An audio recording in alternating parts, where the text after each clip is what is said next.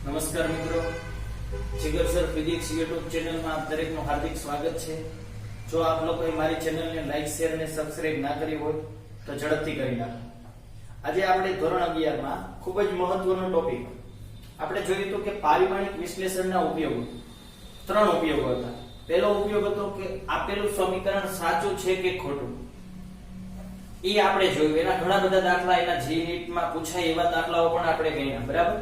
અને એ સમીકરણ આપેલું હોય તો એના પરથી તમને કોઈ રાશિનો એકમ કે પારિમાણિક સૂત્ર પૂછે તો પણ તમને આવડે, એના પણ આપણે દાખલા જોયા હતા। હવે બીજો ઉપયોગ કોઈ પણ ભૌતિક રાશિઓ વચ્ચેનો સંબંધ એટલે કે સૂત્ર મેળવો। કોઈ પણ સૂત્ર કેવી રીતે સાબિત થાય તો એ આપણે હવે સાબિત કરશું, બરાબર। પરંતુ એના માટે તમને અમુક વસ્તુ આપેલી હોય છે, કેવી વસ્તુ એ હું તમને શીખવાડું, બરાબર। હવે એના માટે આપણે ડાયરેક્ટ ઉદાહરણ 2.17 જ ગણશું। ઉદાહરણ 2.17 જ એમાં જ આપણે ભૌતિક રાશિઓ વચ્ચેનો સંબંધ એટલે કે સૂત્ર મેળવવાના। કોઈ રાશિનું સૂત્ર આ છે એ કઈ રીતે મળે તો એની રીત આપણે જોઈશું, પારિમાણિક સૂત્રની મદદથી મેળવીશું, બરાબર। જોતા જઈએ ઉદાહરણ 2.17 એમાં કીધું કે એક સાદું લોલક વિચારો કે જેમાં ગોળાને એક દોરી સાથે બાંધેલો, નાનો ગોળો હોય એને દોરી સાથે બાંધી દીધો એટલે આ સાદું લોલક થઈ ગયું। હવે એને તમે આમાં હલાવી શકો, રેડી। અને તે ગુરુત્વ બળની અસર હેઠળ દોલનો કરે, આવી રીતે આનો દોલનો કરે। ગુરુત્વાકર્ષી બળ કોને કહેવાય? આ પૃથ્વી જે ખેંચે, આપણે કોઈ પણ વસ્તુ મૂકી દે નીચે જાય એ ગુરુત્વાકર્ષી બળ, આપણે ભણશું વિગતવાર। અને દોલનો કરે। ધારો કે સાદા લોલકના દોલનનો આવર્તકાળ, એ સાદા લોલકના દોલનનો આવર્તકાળ આવું એક સૂત્ર આવ્યું હતું, યાદ છે? આપણે આવ્યું હતું ઓલા દાખલામાં t બરાબર 2π વર્ગમૂળની અંદર l/g। હા, એ આ સાદા લોલકના આવર્તકાળનું સૂત્ર હતું। એ આપણે અહીં સાબિત કરવાનું કે આ સૂત્ર કઈ રીતે આવ્યું એમ। તો એના માટે એ તમને કીધી સાદા લોલકના દોલનનો આવર્તકાળ એટલે t, એ t એ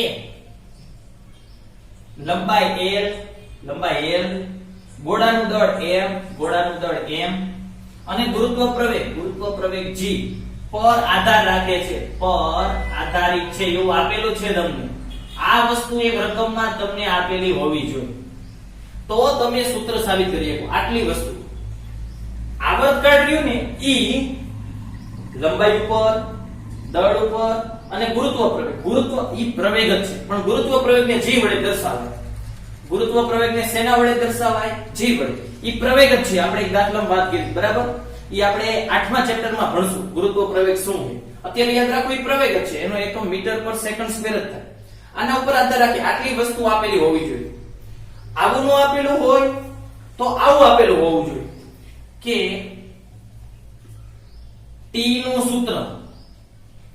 સૂત્ર l, m અને g ના સ્વરૂપમાં મેળવો, આવું કીધું હોવું જોઈએ। t નું સૂત્ર l, m અને g ના સ્વરૂપમાં સાબિત કરો, બરાબર। આપણે જોઈએ પહેલા અત્યારે આપણે આટલું આપેલું છે કે t ને આના ઉપર આધારિત છે, પછી કીધું છે તો પરિમાણની રીતનો ઉપયોગ કરીને આવર્તકાળનું સૂત્ર મેળવો। આવર્તકાળ એટલે t નું સૂત્ર આપણે મેળવવાનું છે, t નું સૂત્ર, અને આ જ સૂત્ર આવશે આપણે મેળવી। કઈ રીતે બરાબર સમજજો, જેનું સૂત્ર મેળવવાનું કે ઈ પોતે કેના ઉપર આધાર રાખે છે ઈ તમને આપેલું હોવું જોઈએ। અહીંયા t નું સૂત્ર મેળવવાનું કીધું તો t આ ત્રણ બાબત ઉપર આધાર રાખે એવું આપેલું છે તો તમે આ રીતથી સૂત્ર મેળવી શકો, નહીતર ન મેળવી શકો, બરાબર। ચાલો તો આપણે જોતા જઈએ। આપણને જ્યારે પણ આવું લખેલું આપે તમને કે ભાઈ t આના ઉપર આધારિત છે તો આપણે ડાયરેક્ટ જ આવું લખી નાખવાનું, t સમપ્રમાણમાં આધારિત છે એટલે આપણે એવું જ સમજી લેવાનું કે સમપ્રમાણમાં આપેલું છે, એના ઉપર આધાર રાખીએ કે અવલંબિત છે, આવો શબ્દ પણ વાપરે, અવલંબિત એટલે પણ આધાર રાખવો। અથવા તો મેં તમને કીધું કે t નું સૂત્ર આના સ્વરૂપમાં મેળવો, જેના સ્વરૂપમાં મેળવવાનું કીધું હોય એને સમપ્રમાણમાં લઈ લેવાનું, એટલે કે આવી રીતે t નું સૂત્ર આના સ્વરૂપમાં મેળવો એટલે t ને સમપ્રમાણ, જેનું સૂત્ર મેળવવું હોય એને સમપ્રમાણ, બાકી જેના ઉપર આધારિત હોય એ દરેકે દરેક સમપ્રમાણમાં લઈ લે, l, m, g। ગુણાકારમાં જ લેવાના, અર્થ સમજ્યા? ગુણાકારમાં જ લેવાના। પરંતુ l કેટલી ઘાત હોય l ની ઈ નથી ખબર, m ની કેટલી ઘાત હોય ઈ નથી ખબર, g ની કેટલી ઘાત હોય ઈ નથી ખબર, એટલે આપણે abc ઘાત લખના। અમુક સૂત્રમાં જો દાખલા તરીકે તમે ઓલું સૂત્ર કાલ મેળવ્યું તો 1/2 mv² ગતિ ઊર્જાનું, તો વેગનો વર્ગ આવતો તો m ની 1 ઘાત આવતી હતી. હવે આપણે તો આવા સૂત્ર સાબિત કરવાના. હવે સાબિત કરવાના એટલે આપણે થોડી ખબર હોય કે m ની 1 જ ઘાત આવે છે, v ની 2 ઘાત આવે છે.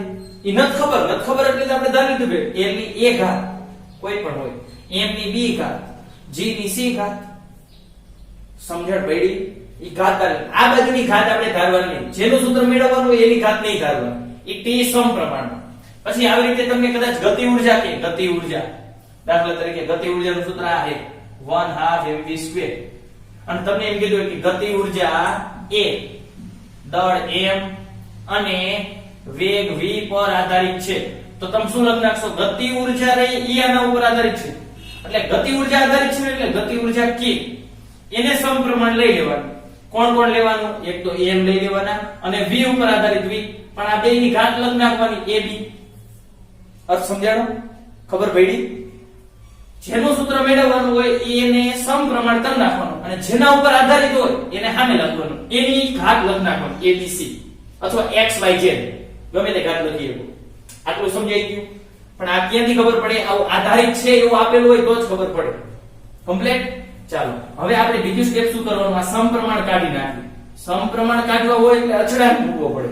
અચળાંક તરીકે હું k મૂકી દઉં, k.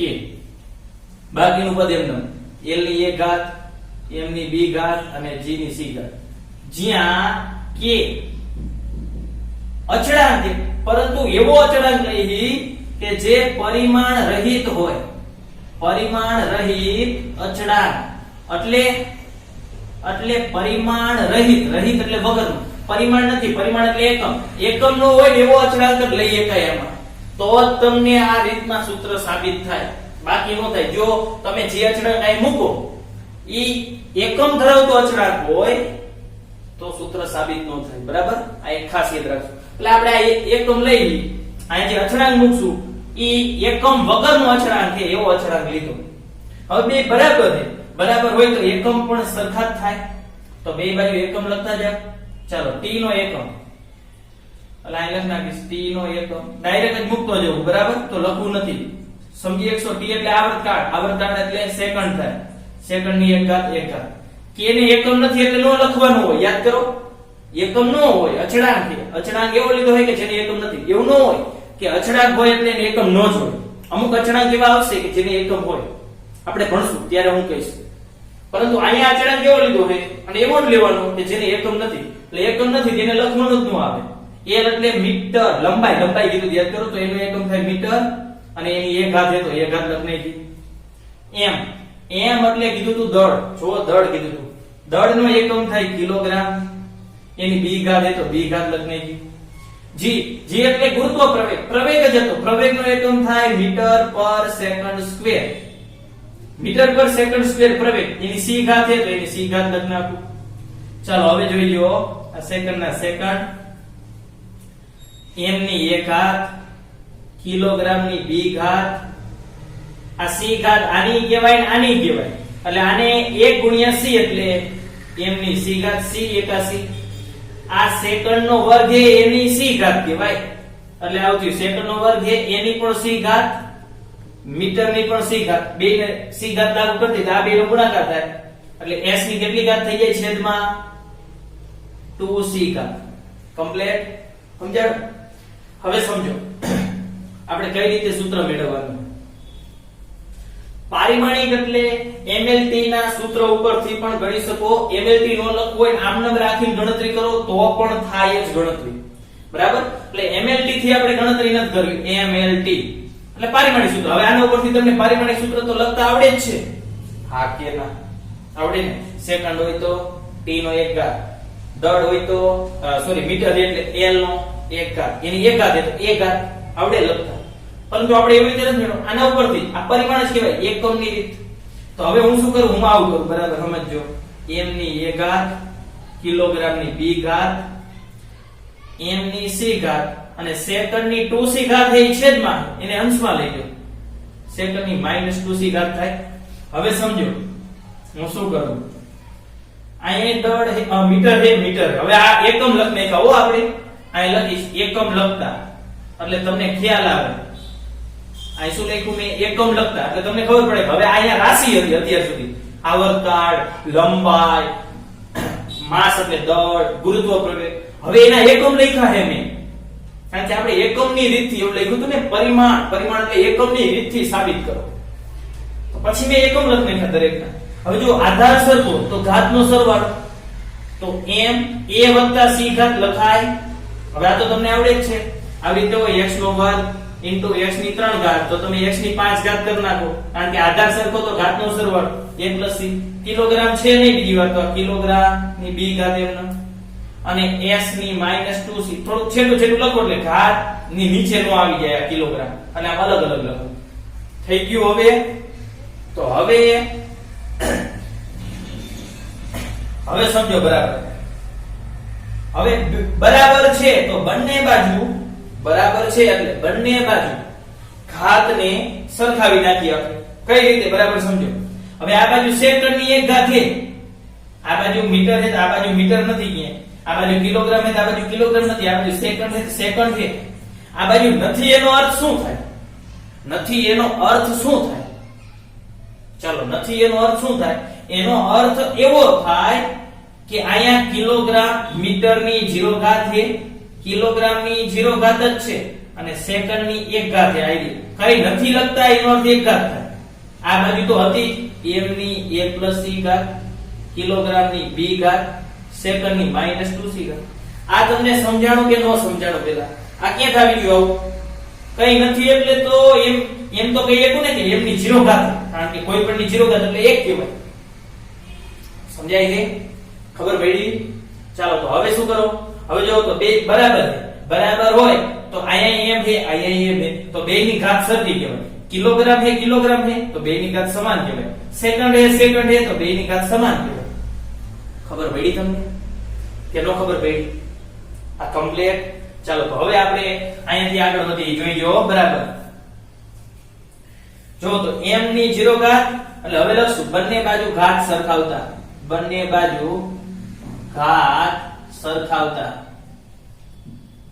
ચાલો જો હવે શું થાય આપણે કઈ જ નથી કર્યું આધાર રાખે એટલે સમપ્રમાણ લઈ લીધું એના એકમો મૂક્યા એકમનું સાદુરૂપ જ આપ્યું આ બાજુ m નહોતા એટલે m ની ઘાત લખ નાખી આ બાજુ કિલોગ્રામ એટલે આ બાજુ કિલોગ્રામ નહોતા એટલે કિલોગ્રામ ની 0 ઘાત તો લખી શકું કારણ કે કોઈ પણ ની 0 ઘાત એટલે 1 ગુણ્યા s એટલે s એકા s 5 એકા 5 થાય 10 એકા 10 થાય 1 નો એક તો કેવાય જાય એટલે 1 એટલે m ની 0 ઘાત કિલોગ્રામ ની 0 ઘાત તો હવે m ની 0 ઘાત તો 0 બરાબર તો m ની આ બાજુ કેટલી ઘાત હતી a c બીજું શું લખાય કિલોગ્રામ ની 0 ઘાત તો 0 બરાબર કિલોગ્રામ ની જેટલી ઘાત એટલી b ચલો એવી જ રીતે s ની 1 ઘાત તો 1 બરાબર કેટલી -2c જો 1 તો મળી ગયું b ની કિંમત મળી ગઈ આપણે આ શોધવાનું હતું કે આ કેટલી ઘાત હોય એટલે આ સમીકરણ આપણે શોધવાનું જ્યાં તમે k મૂકો ને k અચળાંક એને સમીકરણ 1 આપવાનું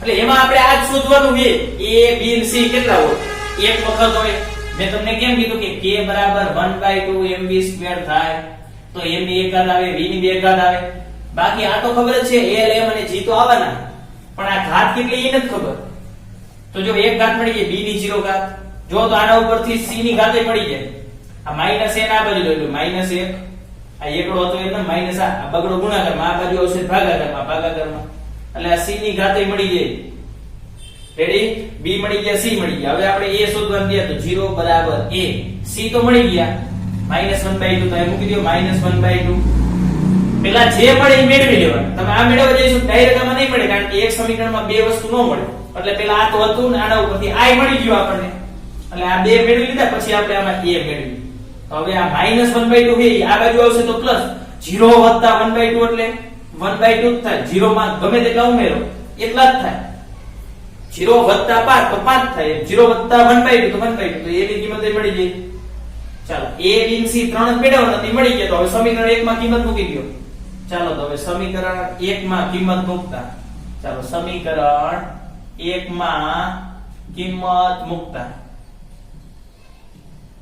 ચાલો 1 માં કિંમત મૂકી દો આ રહ્યું તો t ની t m નમ t ની કોઈ ઘાત નથી એટલે m નમ બરાબર k નથી ખબર તો k m num l any a ઘાત હતી. a ની કિંમત કેટલી મળી 1/2. તો આ 1/2 લખ નાખો. m નામ.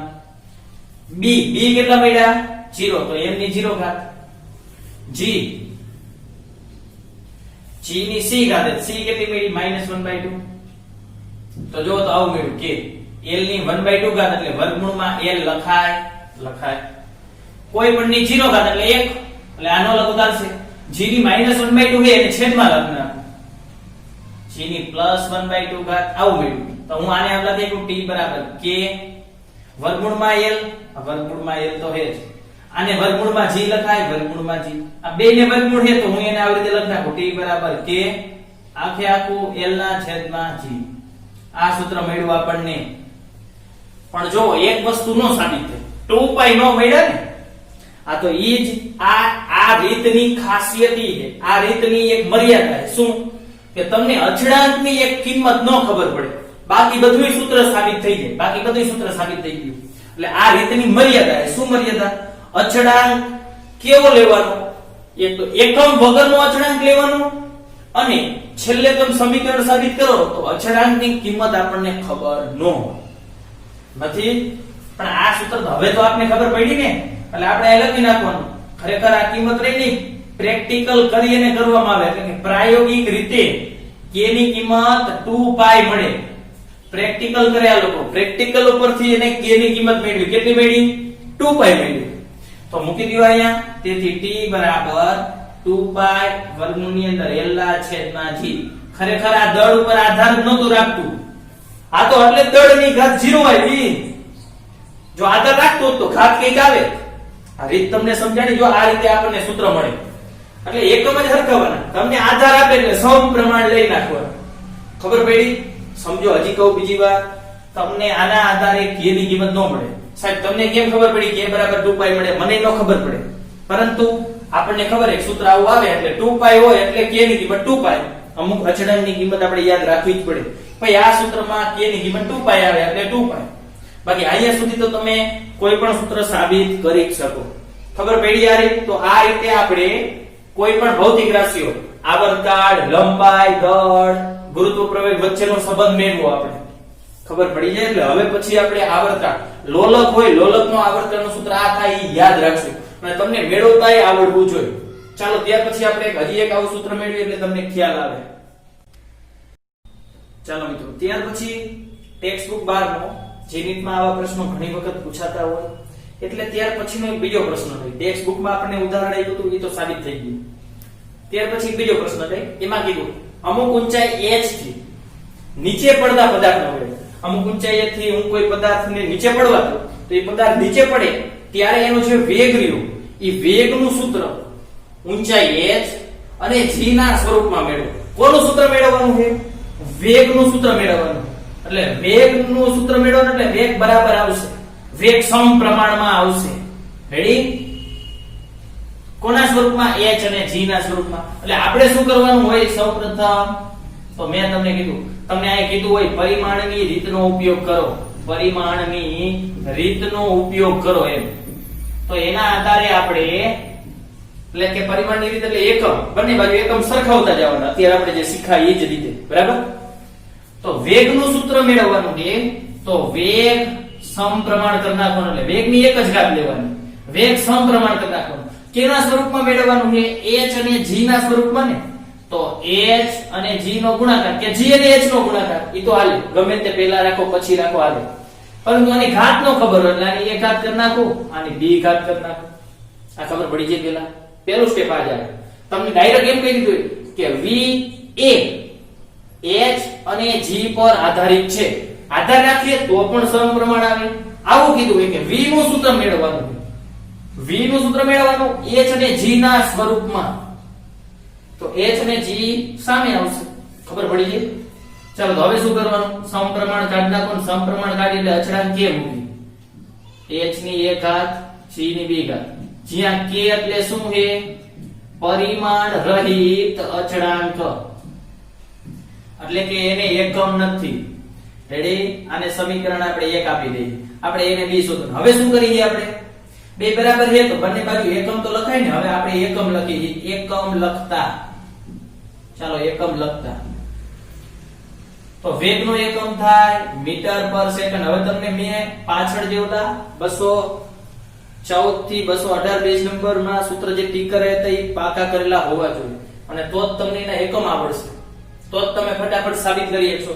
કે તો પરિમાણ રહિત એટલે એકમ વગરનું, એટલે એનો એકમ લખવાનો જ ન આવે. h એટલે ઊંચાઈનો એકમ થાય મીટર અને એની એ ઘાત છે તો એની એ ઘાત લખ નાખો. g એટલે પ્રવેગ જ છે, પ્રવેગ હોય તો પ્રવેગનો એકમ થાય મીટર પર સેકન્ડ સ્ક્વેર. પ્રવેગ એટલે મીટર પર સેકન્ડ સ્ક્વેર અને એની b ઘાત છે તો એની b ઘાત. કમ્પ્લીટ. ચાલો જોવો તો અહીંયા આવું થયું મીટર સેકન્ડ ને ઉપર લખ નાખો, સેકન્ડ ની માઈનસ 1 ઘાત. મીટર ની 1 ઘાત તો હે જ, કઈ નથી લખતો એટલે 1 ઘાત કહેવાય. અહીંયા શું થયું કહેવાય m ની 1 ગુણ્યા a એટલે m ની a ઘાત. આ b ઘાત આને કહેવાય, b ઘાત આને લાગુ પડે એટલે m ની b ઘાત છેદમાં s ની 2b ઘાત. હવે આ સમજાઈ જાય. આવું થયું m ની b ઘાત અને s ની 2 ઘાત એની b ઘાત તો હતી સેકન્ડ નો વર્ગ એની b ઘાત. આ બે વચ્ચે ગુણાકાર 2b. કમ્પ્લીટ. રેડી. ચાલો જોવો તો હવે હું આને આવી રીતે લખું m s ની 1 ઘાત m ની a ઘાત m ની b ઘાત અને આ છેદમાં એને અંશમાં લખો એટલે પ્લસ છે તો માઈનસ થઈ જાય માઈનસ 2b ઘાત. ચાલો જોવો તો આધાર સરખો હે, આધાર સરખો તો ઘાતનો સરવાળો એટલે a b. પેલા આધાર સરખો હોય અહીંયા સરવાળો બાદબાકી કરી નાખવાનો, બરાબર. s ની માઈનસ 2b ઘાત થઈ ગયું. હવે રેડી. તો હવે જો તો બરાબર છે તો બે બાજુ m છે તો બંને બાજુ m ની ઘાત સરખાવાય, s હોય તો બંને બાજુ s ની ઘાત સરખાવાય. હવે અહીંયા એવું પણ નથી, અને આગળના દાખલામાં જોયું હતું એમાં એવું આવતું હતું કિલોગ્રામ. આ બાજુ કિલોગ્રામ નતો એટલે મેં કિલોગ્રામ ની 0 ઘાત લઈ લીધું. પણ આ બાજુ કઈ છે જ નહીં. આ બાજુ જેટલા પદ છે એટલા પદ આ બાજુ છે. m છે તો આ બાજુ m છે, s છે તો આ બાજુ s છે. ઓલામાં શું આવતું તો આમાં કિલોગ્રામ આવતું આ બાજુ નહોતું એટલે મેં કિલોગ્રામ ની 0 ઘાત લખી નહીં દીધી. એવું ક્યારેક આવે તો લખ નાખવાનું. રેડી. તો હવે શું કરશું, બંને બાજુ ઘાત સરખાવતા, બંને બાજુ ઘાત સરખાવતા. ચાલો ઘાત સરખાવો તો શું થઈ જશે, m ની 1 ઘાત છે તો m ની a b ઘાત છે, a b બરાબર 1 થઈ જાય તો 1 બરાબર a b. બીજું શું થાય છે જોવો તો s ની માઈનસ 1 ઘાત છે તો માઈનસ 1 બરાબર શું થઈ જશે માઈનસ 2b ઘાત, minus 2b. Minus minus plus એટલે 1 બરાબર 2b. તો b બરાબર કેટલા થઈ જાય એટલે આ ગુણાકારમાં એ બગડો તો આ બાજુ હશે એટલે ભાગાકાર એટલે 1/2 બરાબર b. b ની કિંમત મળી ગઈ. અહીંથી ડાયરેક્ટ નો મળે તો a અને b પેલા બે માંથી એક મેળવવું પડે એટલે આના ઉપરથી મળી ગયું. તો b ની કિંમત હવે આમાં મૂકી દો 1 બરાબર a b. b એટલે 1/2. ચાલો તો મારે a જોઈએ તો a એમ નામ a એટલે પ્લસ 1/2 એ આ બાજુ હશે એટલે માઈનસ. આ તો હતા એમ નામ, આ પ્લસ 1/2 આ બાજુ હોય માઈનસ 1/2. 1 માંથી અડધું જાય અથવા લસા લઈ લો 2 એકા 2 માઈનસ 1 એટલે 1 ના છેદમાં 2. a ની પણ કેટલી ઘાત આવી 2 ઘાત આવી. a ને b મળી ગયા, a ને b જ મેળવવાના હતા, 2 મળી ગયા. તો હવે સમીકરણ 1 માં કિંમત મૂકી દેવાની. ચાલો સમીકરણ 1 માં કિંમત મૂકતા, ચાલો સમીકરણ 1 માં કિંમત મૂકતા. ચાલો મૂકો તો કિંમત એટલે શું થાય તો v બરાબર k તો નથી ખબર તો k એમને જ મૂકી દેવાનું, નો ખબર હોય h a એટલે 1/2. ચાલો g ની કિંમત કેટલી આવી સોરી g એટલે b ઘાત, b ની કિંમત કેટલી આવી 1/2. 2 1/2 હે તો 2 1/2 હોય એટલે એને વર્ગમૂળમાં લખાય ને. k ની 1/2 નથી, આ 2 ની 1/2 એટલે 2 ને વર્ગમૂળમાં લખાય. તો આ સૂત્ર થઈ ગયું ahg. રેડી. ખબર પડી. ખરેખર k ની કિંમત રહી ઈ વર્ગમૂળમાં 2 મળશે. ઈ આપણે આગળ જોઈશું સુરેખપત્ર ગતિમાં જ્યારે ચેપ્ટર આવશે ત્યારે ખબર પડશે. અત્યારે આપણે એના સ્વરૂપમાં મેળવવાનું કીધું તો આયા સુધી તો તમને આવડવું જ જોઈએ. તો આ રીતે આપણે એકમની રીત એટલે બંને બાજુ એકમ સરખાવવાના. તમને પેલા આધાર રાખે છે કે આ સ્વરૂપમાં મેળવો એવું કે એટલે આ સમીકરણ લખતા આવડે એટલે બે બાજુ એકમ લખતા જવાનું. એકમ લખાઈ જાય એટલે આધાર સમાન હોય એટલે ઘાત સરખાવી દેવાનો એટલે જવાબ મળી જાય. ખબર પડી. તો હજી પણ આપણે આ સિવાયનો એક દાખલો ગણીએ એટલે તમને ખ્યાલ આવે. ચાલો મિત્રો ત્યાર પછીનો પ્રશ્ન એવું કીધું દળ m વેગ v ને મૂળભૂત ભૌતિક રાશિ તરીકે લઈ ગતિ ઉર્જાનું સૂત્ર મેળવો. સૂત્ર મેળવો એમ પણ પૂછે અથવા એમ પણ પૂછે ગતિ ઉર્જાનું પારિમાણિક સૂત્ર શું થાય. સમજો, મૂળભૂત ભૌતિક રાશિ ખરેખર ઓલી જે 7 રાશિ રહી એસઆઈ એકમમાં, એસઆઈ પદ્ધતિમાં જે 7 રાશિ રહી, દળ, લંબાઈ, સમય, પ્રવાહ, તાપમાન, દ્રવ્યનો જથ્થો, જ્યોતિ તીવ્રતા, 4 5 6 7, આ 7 રાશિ રહી. આ જ મૂળભૂત છે. પરંતુ દાખલામાં એમસીક્યુ માં તમને આવું પૂછે, દળ તો મૂળભૂત છે પણ વેગને મૂળભૂત રાશિ લેવાનું, એવું કે મૂંઝાવાની કોઈ જરૂર નથી. તમને આ મૂળભૂત રાશિ તરીકે લ્યો એમ કે એના ઉપર આધાર રાખે એમ કે એના સ્વરૂપમાં મેળવો, એટલે આપણે સમપ્રમાણથી દાખલો ગણવાની શરૂઆત કરો. પરંતુ કેનું સૂત્ર મેળવવાનું કીધું જુઓ, ગતિ ઉર્જા. ગતિ ઉર્જાને આપણે કે વડે દર્શાવીને તો પેલા જ આપણે લખી નાખવાનું કે સમપ્રમાણમાં. જેનું સૂત્ર મેળવવાનું હોય એ સમપ્રમાણમાં. કોના સમપ્રમાણમાં? તો દળ m અને વેગ આપ્યા છે તો m અને વેગ આના સમપ્રમાણમાં. પરંતુ આની ઘાત નથી ખબર એટલે આપણે a અને b ઘાત લઈ નાખી. બરાબર? ખરેખર તમે દાખલો સાબિત કર્યો તો ઉદાહરણ 2.15 કે 2.16 માં સૂત્ર આવ્યું 1/2 mv². આ ગતિ ઉર્જાનું સાચું સૂત્ર છે. આપણે આ મેળવવાનું છે અથવા તો પારિમાણિક સૂત્ર મેળવો એમ પણ પૂછે તો કઈ રીતે જવાબ લખવાનો ઈ કહું. આપણે રીત તો આ જ આવશે. મૂળભૂત રાશિ તરીકે લ્યો એમ કે આધાર રાખીએ એમ કે એટલે આપણે સમપ્રમાણ લઈ લેવાનું. પરંતુ સમપ્રમાણ કોને લેવાના? જેનું શોધવાનું હોય ઈ સમપ્રમાણ લેવાના. રેડી? ચલો તો હવે આપણે શું કરીએ? હવે ગતિ ઉર્જા કે, હવે જો આ ગતિ ઉર્જા કે એટલે અચળાંક કે નથી મૂકતો, નહીંતર ગોટાઈ જઈશો તમે. તો અચળાંક કઈક બીજો કહી દે. x નામ આપતો અચળાંક ને, x m ની a ઘાત v ની b ઘાત જ્યાં બાકી k નો તો k આપે, નહીં તો ઉડાડી દઈશું એટલા માટે. આ તો અલગ જ છે, આ ગતિ ઉર્જા આ અલગ છે. જ્યાં x એટલે પરિમાણ રહિત અચળાંક. બરાબર? ચાલો હવે મુકતા જઈએ. હવે આ બરાબર છે, આને સમીકરણ 1 આપે. હવે આપણે શું કરીએ? એકમ લખી ને. ચાલો એકમ લખતા, કારણ કે બે બરાબર છે તો આપણે એકમ ઉપરથી મેળવવાનું, પરિમાણની રીતનો ઉપયોગ કરવો એટલે એકમથી. તો ગતિ ઉર્જા એટલે એનો એકમ થાય જૂલ. x ને એકમ નો હોય m, m એટલે દળ કીધું છે, દળનો એકમ થાય કિલોગ્રામ, એની એક ઘાત તો એક ઘાત. વેગનો એકમ થાય મીટર પર સેકન્ડ, એની b ઘાત તો સમગ્રની b ઘાત. આ ખબર પડી ગઈ? ચાલો. પરંતુ તમે જો એક વસ્તુ ખાસ, એટલા જ માટે મેં આ પ્રશ્ન લીધો. હવે તમે આ એવું વિચારશો સાહેબ આ બાજુ જૂલ છે, આ બાજુ જૂલ નથી, આ બાજુ જૂલની 0 ઘાત કરી નાખો. એવું નહીં કરવાનું. આપણે શું કરવાનું? એકમ ક્યાં લખવાના? ઓલા 7 એકમમાં આવે ને, 7 એકમમાં ત્યાં સુધી એકમનું સાદરૂપ આપવાનું. હવે સમજ્યા? અત્યાર સુધી આપણે જેટલા સૂત્રો સાબિત કર્યા ને એમાં ઓલા 7 એકમમાં જ બધા એકમ આવી જતા હતા. અગાઉના 2 સૂત્ર સાબિત કર્યા એમાં. પરંતુ આ જૂલ ઓલા 7 એકમમાં નથી આવતો, એટલે જૂલની કિંમત મૂકવી પડશે. ત્યાં સુધી સાદરૂપ આપવાનું. બરાબર? પછી એકમ એકે બાજુ નો દેખાય તો આપણે 0 ઘાત લખી. સમજાણું? ઓલો પેલો કેમ હતું કે આ બાજુ કિલોગ્રામ હતા ને આ બાજુ કિલોગ્રામ નહોતા, એટલે મેં કિલોગ્રામની 0 ઘાત લખી દીધી. ખ્યાલ આવ્યો? એટલે જૂલનું હજી સાદરૂપ થઈ શકે એટલે ક્યાં સુધી સાદરૂપ આપવાનું? ટૂંકમાં 7 એકમ આવે ત્યાં સુધી સાદરૂપ આપવાનું. જૂલ, જૂલ એટલે કાર્યનો એકમ, કાર્ય એટલે થાય બળ ગુણ્યા અંતર, બળ ગુણ્યા અંતર, અંતરને x. તો આ કાર્યનો એકમ જૂલ, બળનો એકમ ન્યૂટન, અંતરનો એકમ મીટર. તો ન્યૂટન ઇન્ટુ મીટર. પાછું ન્યૂટન નહીં હાલે તો ન્યૂટન એટલે F બરાબર માં ઉપરથી થાય ને, એટલે ફરીવાર તો F નો એકમ ન્યૂટન, m એટલે કિલોગ્રામ દળ છે, અને પ્રવેગ એટલે મીટર પર સેકન્ડ સ્ક્વેર. તો ન્યૂટન ને મૂકી દો કિલોગ્રામ મીટર પર સેકન્ડ સ્ક્વેર, અને હજી એક મીટર તો હતા જ. એટલે શું થઈ ગયું એકમ જૂલનો? તો જૂલનો એકમ આવો થયો કિલોગ્રામ મીટરનો વર્ગ. જો મીટરનો વર્ગ છેદમાં સેકન્ડનો વર્ગ, અને આ બાજુ આવો હતું કિલોગ્રામની 1 ઘાત.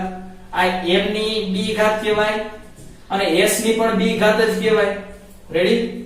હવે શું કરશું? આને ઉપર લખ નાખો પહેલા. કિલોગ્રામ મીટરની 2 ઘાત સેકન્ડની -2 ઘાત બરાબર કિલોગ્રામની 1 ઘાત મીટરની 2 ઘાત સેકન્ડની -2 ઘાત ઉપર લખ્યા. હવે શું કરવાનું? તો હવે બંને બાજુ ઘાતને સરખાવી દેવાની છે. આધાર સરખો તો ઘાતને સરખાવો, એટલે આપણે શું લખશું? ઘાતને સરખાવતા. ચાલો, ઘાતને સરખાવતા. જો કિલોગ્રામ કિલોગ્રામ એ બે બાજુ હા હે નો હોત તો હું એક બાજુ લખ નાખે, જે બાજુ નો હોત એની 0 ઘાત. કિલોગ્રામ ની 1 ઘાત છે, નથી લખ્યું એટલે 1 ઘાત, એટલે a બરાબર 1 ઘાત કહેવાય. ચાલો ત્યાર પછી m આ બાજુ m ની m છે તો m ની 2 ઘાત, તો આ બાજુ b બરાબર 2, કારણ કે 2 ની આધાર સરખો તો ઘાત સરખાવવાનો, એટલે 2 બરાબર b. ચાલો આ બાજુ પણ s આધાર સરખો તો ઘાતને સરખાવો, -2 બરાબર -b, એટલે શું થયું ઓછે ઓછે વધતા, એટલે 2 બરાબર b. આ તો એ જ મળ્યું, અહીં કિંમત તો મળી જ ગઈ હતી, સરખી જ મળશે બરાબર. ચાલો a અને b બે ની કિંમત મેળવવાની હતી, મળી ગઈ. તો હવે સમીકરણ 1 માં કિંમત મૂકી દો. ચાલો સમીકરણ 1 માં કિંમત મૂકતા બરાબર તમારે પૂરું લખ નાખવાનું. તો k બરાબર x તો અચળાંક એની કિંમત તો ખબર હોય, m a એટલે 1 ઘાત, આ 1 ઘાત લખ નાખી, 1 ઘાત લખી મેં જો બરાબર, નથી લખતો એટલે 1 ઘાત, v અને b એટલે 2 ઘાત મળી. તો k બરાબર x m v સ્ક્વેર આ સૂત્ર મળી ગયું. પરંતુ આપણને આ સૂત્ર ખબર છે કે 1/2 mv સ્ક્વેર થાય ખબર છે, અને હવે આપણે યાદ રાખવાનું છે કે k બરાબર 1/2 mv સ્ક્વેર આ ગતિ ઊર્જાનું સૂત્ર છે. તો આવું કે ત્યારે આપણે લખી નાખવાનું શું કે ભાઈ પ્રાયોગિક રીતે x ની કિંમત કેટલી મળે? 1/2 મળે. જો દરેકમાં અલગ અલગ મળે, પણ એ પ્રેક્ટિકલ થી મળે, આપણને ન ખબર હોય. પણ આપણે કેમ ખબર પડી? કારણ કે આપણે ગતિ ઊર્જાનું સૂત્ર ભણી ગયા, એટલે હવે યાદ રહી જવું જોઈએ કે k એટલે 1/2 જ મળે, 1/2 એટલે k એટલે x એમ. અત્યારે અચાનક x લીધો તો ગતિ ઊર્જાનું સૂત્ર થઈ ગયું 1/2 mv સ્ક્વેર. સમજાણું? આ બીજું ઈ જો તમને પારિમાણિક સૂત્ર પૂછ્યું હોત તો પારિમાણિક સૂત્ર પૂછે તો પારિમાણિક સૂત્રમાં તમારે આવા જ ઓપ્શન હોય, m v ની 2 ઘાત આ પહેલો ઓપ્શન, પછી બીજો ઓપ્શન m સ્ક્વેર v આવી રીતે 4-5 ઓપ્શન આપ્યા હોય. ટૂંકમાં અચળાંક નો આપ્યો હોય તો અચળાંક નહીં લેવાનો, બાકી m અને v ની જે ઘાત આવે એ મૂકી દેવાનું. શું આવ્યું? m ની 1 ઘાત v ની 2 ઘાત, એટલે આ એ ઓપ્શન. આ પારિમાણિક સૂત્ર થઈ ગયું કે m અને v ના સ્વરૂપ. ખરેખર પારિમાણિક સૂત્ર કયા સ્વરૂપમાં હોય? mlt જ હોય, mlt. પણ તમને એવું પૂછે કે દળ m અને વેગને મૂળભૂત ભૌતિક રાશિ લ્યો, ત્યારે આવા સ્વરૂપમાં આવીએ કે કારણ કે આ મૂળભૂત રાશિ થઈ. ખરેખર મૂળભૂત રાશિ આ છે m l t a. m એટલે દળ, l એટલે લંબાઈ, t એટલે સમય અને a એટલે પ્રવાહ. આ બધી મૂળભૂત રાશિ છે. તો આ સ્વરૂપમાં હોય પારિમાણિક સૂત્ર. પરંતુ દાખલામાં MCQ માં આવું પૂછે કે આને મૂળભૂત રાશિ લ્યો અને પારિમાણિક સૂત્ર મેળવો, એટલે ટૂંકમાં સૂત્ર થયું કહેવાય. આ પારિમાણિક ગણો કે સૂત્ર થયું કહેવાય, ખબર પડી જાય. રેડી? તો આવી રીતના પ્રશ્નો આવતા હોય છે તો તમે પણ તમારી જાતે સોલ્વ કરજો.